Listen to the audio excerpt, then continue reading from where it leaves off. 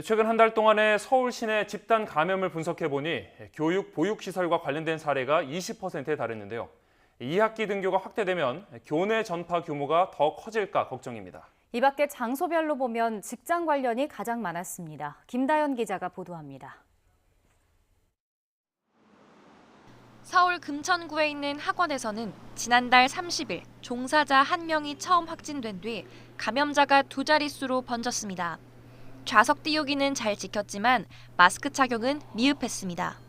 일부 마스크 착용이 미흡하였고 장시간 함께 수업하며 전파된 것으로 보고 조사 중입니다. 첫 1000명대 확진자가 나온 지난달 7일부터 5주 동안의 서울 집단 감염 사례를 분석해봤습니다. 20% 가까이가 학원과 학교, 유치원 발이었습니다. 관련 확진자는 모두 367명으로 전체 확진자의 14%였습니다.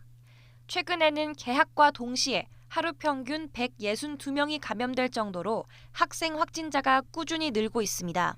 특히 학교에서만큼은 위험한 상황이 초래되지 않도록 교육당국과 방역당국 그리고 학교 학원 간 방역 공조가 철저하게 이루어져야 한다는 점을 등교가 확대하는 다음 달 6일부터 감염 규모도 더 커지지 않을까 우려의 목소리가 나옵니다.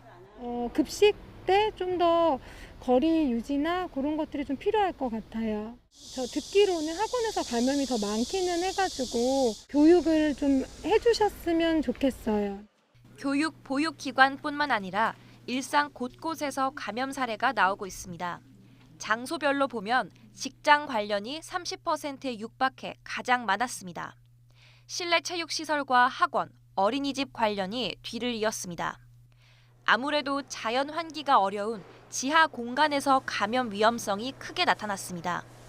지하 환경에서 감염이 시작된 사례만 살펴보니 관련 확진자는 771명으로 집계됐습니다.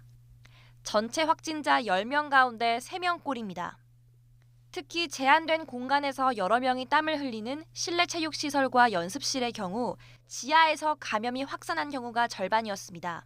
밀집되고 밀폐된 공간이나 비말 발생이 용이한 다중이용시설을 이용할 때에는 평소보다 철저하게 방역수칙을 준수해 주실 것을. 최근 언제 어디서 감염됐는지 모르는 환자 비율은 30% 수준을 유지하고 있지만 확실한 건 밀접, 밀집, 밀폐된 공간에서 바이러스가 확 번진다는 겁니다.